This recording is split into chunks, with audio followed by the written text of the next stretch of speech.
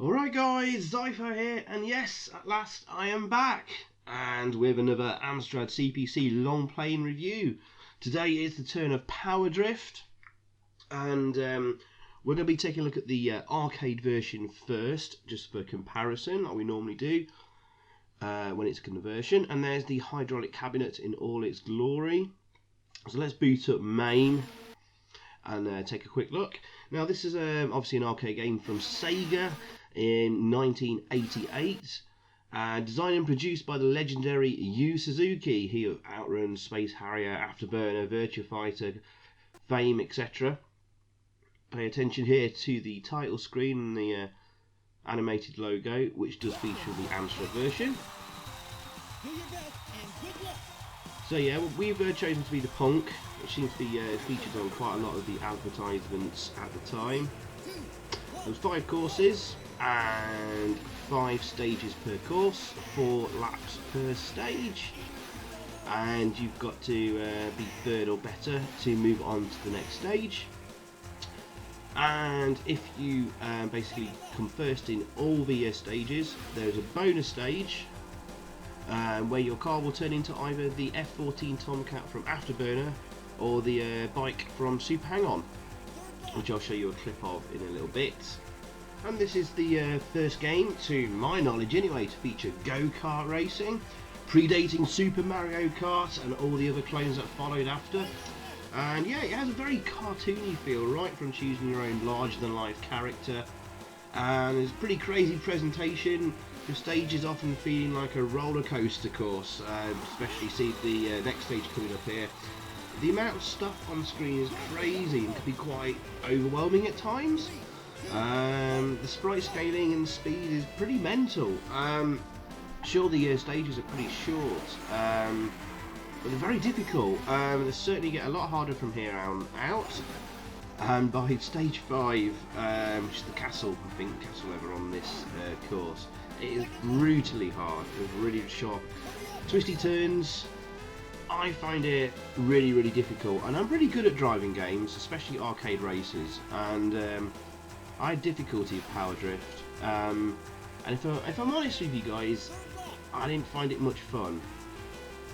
At the start I did, I thought, oh, this is crazy and this is great, but as the difficulty ramped up, I didn't find the courses that much fun, if I'm honest with you. So it'll be interesting to see what I think of the Amstrad version. So I wasn't a fan of this in the arcade. I think it's okay, and I think it's a good game, just not one of Yu Suzuki's bests. Oh yeah, okay, so let's show you a clip of the bonus stage just very quickly, because this does feature in the Amstrad version. There's your car, Transformers style, turning into the F14 Tomcat from Afterburner. And that's getting first place in all the stages. So let's move on to the Amstrad, and here's the box art, and here's the box disc and manual, and let's get this booted up. So this was released in 1989, a year later, by Activision, who snagged the rights. They often did quite a few Sega arcade conversions alongside US Gold. That was a nice loading screen there, and we've got the twisty turny logo, which featured in the arcade version, but the Amstrad's version of. And we get some nice music. We'll also get some scrolling credits at the bottom of the screen there, which handily tells us who the programmer is, which is John Mullins, graphics by Clive Paul, and music by David Lowe. Now, John Mullins, can't find much about him on the internet. I could find out he did Taipan for Ocean, and also Night Shift, which is a very good game. I can't remember for which company, it might have been US Gold. The graphics guy, Clive Paul, he also worked on Taipan, but also did games like Guerrilla War and Artura for Ocean. The most interesting guy, though, is the musician David Lowe. On the Amstrad, he certainly did games like Turbo Outrun, Rad Zone, Star Glider, etc. and he's also known as Uncle Art, and he's still working today on movies and films and other games as well. Check out his website at uncleartmusic.com. So we're going to choose our character here. We're going to be the punk, and we're going to start on course A. I chose the punk because he was the character they used on the box art and a lot in the advertising. There you go. Be further better to continue, and here we go. So immediately you think, oh, nice and colourful graphics. Captures the cartoony feel very well, and it's nice to got the characters at the top of the screen there, showing you your position. Obviously nowhere near as fast as the arcade original. Why are the objects floating in space there to the side of the track? That looks a little odd. But when we're back on the straights here, that looks quite nice with the trees. It's actually a pretty nice use of colour, apart from the rocky road bit here. That looks a little messy. Looks a lot worse than the specky version though, I'll warn you. So, okay, we're in second place, and it does take quite a while to catch up with the guy in first place. Now, I'll warn you that one crash in this game, one fairly serious crash, will mean that it's pretty much you won't get first place. So you might as well restart. If you're going for getting first place in every stage, so you can get the bonus stage, you cannot crash once. Okay, which is pretty tough going. Certainly pretty easy each time to get to third place and qualify. So if that's your thing, if you want to get through all the stages, then yeah, it's not too hard. If you want to finish first in every race, yowza, don't crash once. Okay, and I'll just say as well that I have done the long play for all the courses, but on this part I'm going to split this video into two parts. So this first part, I'm just going to narrate over the first course, and then part two, which I'll all upload separately, of course. It won't have me talking over the top of it, but you can see courses B, C, D and E. The reason I've done this is because the other courses, they all look the same. on the title screen there, where you could choose your course, it looked like that one was like set in on the beach, another one in the countryside, another one elsewhere. They all look identical, pretty much. The scenery does not change. So I thought, I think it'd be pretty pointless me doing over an hour's commentary. I think I'll be stuck for things to say, and I think it would put people off watching this video if they saw it was like an hour and a half long. So we've got a nice little 20-minute video here showing basically the first course, and you want to watch the rest of them, that'll be part two, uploaded separately a short while later. So we're up in the skies here. This does mimic the roller coaster stage in a way from the arcade version. Just be really careful overtaking, especially the guy in first place. And off we go into the skies again.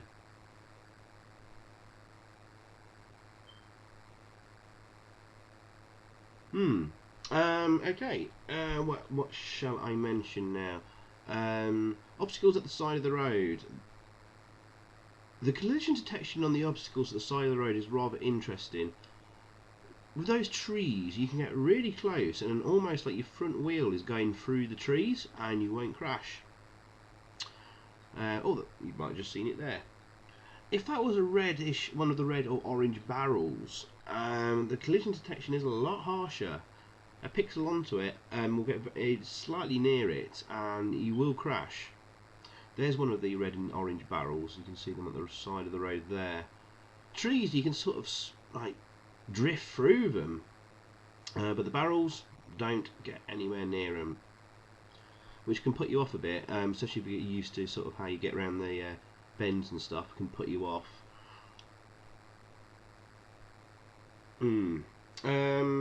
Other than that, the collision detection with the cars it is spot on. It's pixel perfect, pretty much. The only thing that does annoy me is that the opponent cars, I've never seen them crash into each other once. Which would, and if they did, it would make a much more interesting game. Just like, for example, the Lotus game on the Amstrad. It was a real struggle to catch up with the first and second place cars in that game. But chaos was always, and chaos and carnage ruled the track, and they'd sometimes crash spectacularly, and indeed you'd zip into first place. And especially if you made a mistake, you could catch up and hope that they'd end up having a little crash and you could catch up. This doesn't happen on Power Drift, and that's a shame, because the game is pretty crazy, and it would have nice been to have crazy crashes, opponent cars smashing into each other all the time. It would have made it a lot more interesting, a lot more fun, trying to catch up with like the top place cars and stuff. Unfortunately, not though. What also is quite annoying is that, for example, if you're going too slow and there's a car that's going to overtake you, but he's going to go into the back of you from behind, he's the one that speeds ahead, you're the one that loses all the speed yet again, which is really, really frustrating. Oh yes, and the hard part of being in first place and getting into like the final laps is you start lapping other cars, and they start becoming a real nuisance because they're going so slow. Oh, that was really close there. That was pixels away from a crash then, and me having to restart things, because I'm going to get first place in every lap, race, stage and course, so I can show you the bonus stages, because I'm a show off. And no, I haven't used cheats or pokes or anything like that, unlike certain YouTubers at the moment flooding YouTube with Longplay videos that are using cheats. Anyway, enough about that. So yeah, I was talking about collision detection. Controls nice, tight and responsive. Feels perhaps a teensy bit sluggish, so I've kind of contradicted myself there. I think they're pretty, to be fair, I think for the Amstrad and 8-bit computers they are pretty responsive. In terms of comparison to other versions, so yeah, sorry, there's some strange artifacts appeared on the screen there. I've had some problems doing this video again in Sony Vegas editing. These problems started appearing. If you see any distortion on the screen, I do apologise. I can't spend any more time on this video. This started appearing after I edited in the arcade bits at the start, and I've run out of time. Anyway, yes, other versions of the game, like the Specky version and stuff. The Specky version looks like it's based on the same code, seems to play the same speed.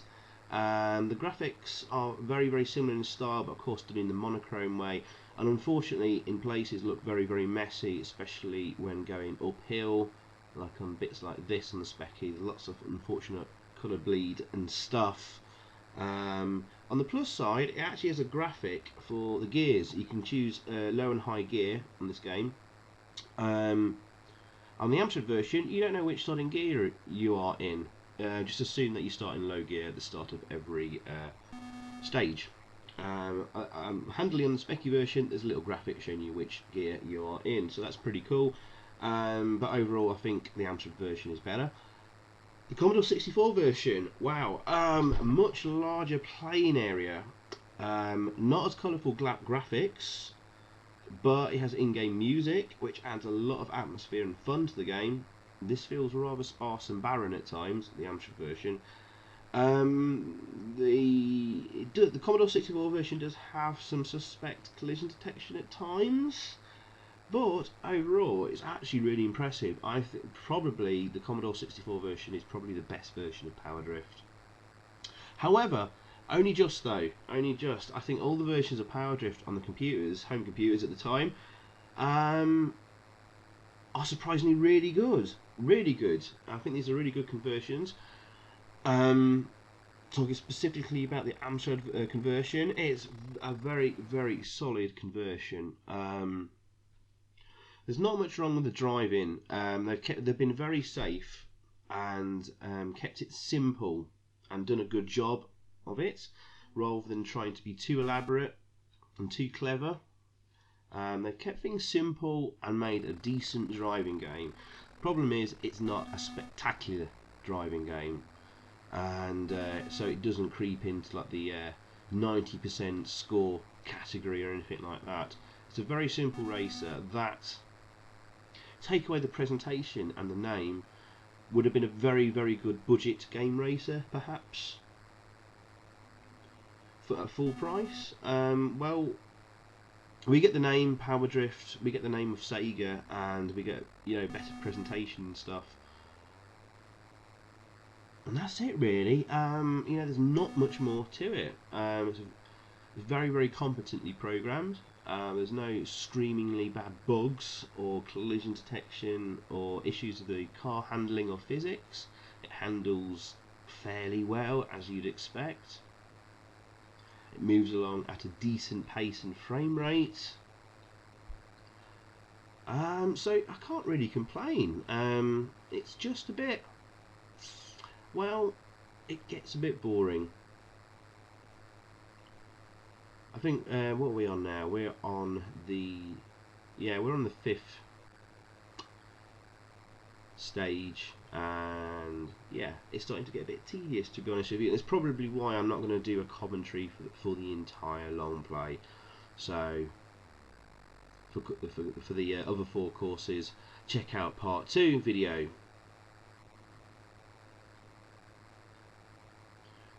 But as a review score, before we get to the bonus stage, I'm erring between a 7.5 or an 8 out of 10 for this. It is well done. I'm always very slightly generous. Alright, okay, you can have an 8 out of 10, which was like 80% or something like that. I think that's fair. Others might rate it highly. A lot of people don't like the game, so I think that's fair. Somewhere in the middle there. So 8 out of 10 a review score from me for Power Drift on the Amstrad CPC. And we should now, because we've come first in all the stages, hence little gold cups in the top right there, we should get to the bonus stage now. And I believe, is it the Afterburner or bike? Oh right, yes, with the F14 Tomcat from Afterburner. So just an extra bonus stage here.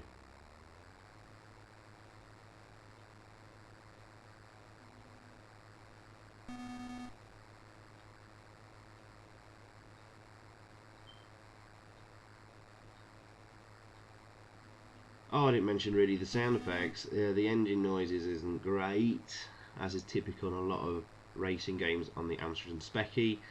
That horrible grating kind of noise. The beeps are okay when you overtake a car, and that's about your lot. Apart from when you crash. Well, that's one thing I haven't shown you actually in this long play is me crashing, and what it looks like.